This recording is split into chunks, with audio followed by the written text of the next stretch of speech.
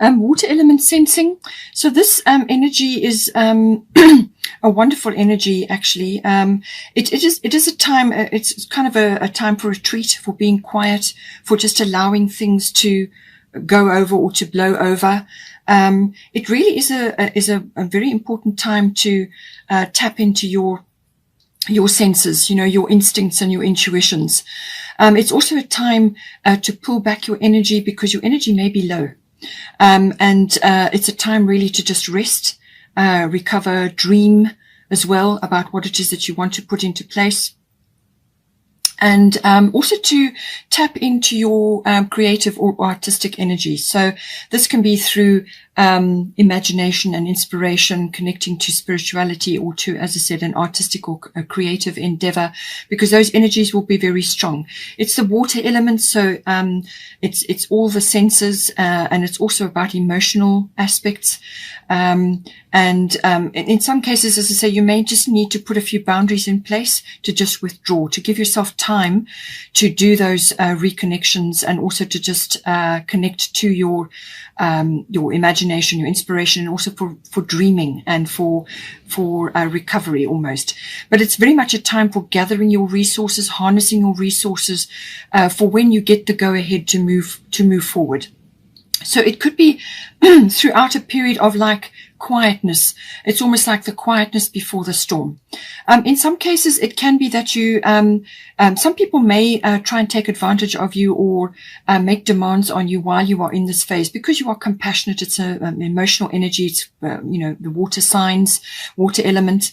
So, that will be enhanced, and that caring and compassionate side. But, you can be, empathetic, but, don't, as I said, have boundaries in place, protect your energy at this time, and just make sure that you don't get taken advantage of, because that sometimes can happen under this energy. But it's a wonderful time to just be calm and to tap into the other realms. You might find that in here there are other action-oriented energies, because you are an action sign. But what this is saying is that you may go through periods where you need to do this, or you may have been through a period where you have done this, where you have been quiet, and you may just be slowly coming out of it, and perhaps towards the end of the month, then the action will come in. So this is like a preparation period. So you are either coming out of it, or you are still in it. But it's just to tell you that this is necessary as part of the process here. We have also got Sedna Infinite Supply. So it says here, you are supplied for today and all of your tomorrows. So if you have been worrying or concerned about finances, or about not having enough, or not having what you need, then Sedna is here to reassure you. She's saying that this is an abundant universe, okay? And there's infinite supply for everybody. And she's saying that you just need to rest in that, and not allow yourself to slip into worry or fixating on things like that. Know that the universe has your back, that you will have what you need. You will have a roof over your head. You will have food to eat. You will have what you need. And also to just be aware that this is an abundant universe. You can tap into that by having that faith, all right? By having faith that it is an abundant universe, and that your needs will be met. Okay. It's also about balancing giving and receiving. So if you have been giving too much, then you are out of balance. If you have been receiving too much, and then you're also going to be out of balance. So, and there's lots of ways to balance this. So it is also about giving back to yourself. So you may be giving plenty to others and not actually receiving anything. So whether it's something that somebody wants to give you, whatever that may be open and gracious and accept. Okay. Or it could be that you need to give back to yourself. So this can be in looking after your health, little luxuries, doing things which for yourself, like you are your own best friend. And then that should right the scales. It's also a case of, if you feel that you have been on the receiving end too much, then give back, give what you want to receive. So then, spread it around, whatever it may be, however you want to do it, but make sure that the two are balanced, and then you can anchor abundance down. But just know that the universe has got your back, and then you have faith in that. Okay. All right, so we have got here the 10th house. So this is about career, fame, reputation, public status, all of those things may be coming in for you. It's also about authority figures. So this can be somebody in your life who is an authority figure, or it could be a parent, it could be somebody that you work with, or it could be a friend or somebody that you look up to. It could also be an authoritative institution. So this may be like a government situation or a military or something that has power and is authoritative. So any one of these aspects coming in. It can also be about becoming mature and making something official in some way. That can also be coming in with the 10th house. So now we have got here Mercury, mind, and then we've got bold, Freya. So Friday is named after her, but her energy is this very progressive, very bold energy. She has wings on her helmet, and she has the wisdom of the cat behind her, crystals and so on. So she's really tapping in all round. It says, unleash your adventurous side, take risks and be daring. Okay, so don't be afraid to do that. Normally with Aries, that wouldn't be the case, but you may just be, after this water element card, you may just be hesitant at this point. Or you may just be waiting for the right time. Okay. So it's saying, it could be, it's a very flirtatious energy that she emits, but it's also very bold and adventurous. So this is about stepping out, and it could be out of your comfort zone. With that solar eclipse, new moon solar eclipse, it could be that it could push you out of your comfort zone. So it's about stepping out of that and going for it, but also it's a very flirtatious, very, loving yourself energy. Love yourself, and that is what you will project at this time. It could also be that you need to be bold in going after something in this that's coming up for you in the 10th house. You also have Mercury, mind. This could be a number of things coming in for you. It can be saying that bring humor in. Okay, bring humor in to your situation. Don't get overly serious, which sometimes can happen with the 10th house. Have fun, be bold, get out, go and do things, and love your body, love your energy, and be flirtatious with your energy. So it could be that as well. There could be a lot of communication coming in with the Mercury energy. This is quick wit. This is quick thinking, quick on your feet. It can also be, whether you are giving this out, perhaps discussing things with others or projecting this energy outwards. But it can also be that you are receiving news or you're hearing things. In some cases, it can be like gossip, so just take the high road in that case. But this is usually about discernment. It's about using your mind to work things out. You use your heart to make decisions, but you use your mind to weigh things up, to sift and sort and formulate.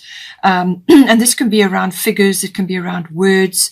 It can be anything to do with communication that Mercury rules. Mercury is the messenger of the gods. So it's also about that analytical ability. It can also be about the internet and communications of all kinds, using electronic communications or media. There's lots of ways that this can come in. It's also it's got the energy of truth as well. So you may be hearing truth, or you may be living your truth. And I feel that that is the case here, especially with Freya. You could be really coming into your own with this card. This is quick. This is incisive. This is quick-footedness. This is about quick wit and grasping things, doing your research, exchange of ideas, talking as well in some cases. You may have to really walk your talk as well in this house, being a career aspect. Maybe it's that coming in for you. But as I said, Mercury is retrograde till the 22nd of June. So just take that into consideration. There is a slight drag period after as well. So just bear that in mind. It could also bring in aspects to do with vehicles and travel, maybe even come in for you. You have got here the 11th house. So this is to do with your futuristic dreams. What you imagine for yourself, your visions for the future. You may be tapping into that in some way. It could also have something to do with your hobbies and your interests. How are you going to take that further? It can also be about your ideals. your ideal world, and so on.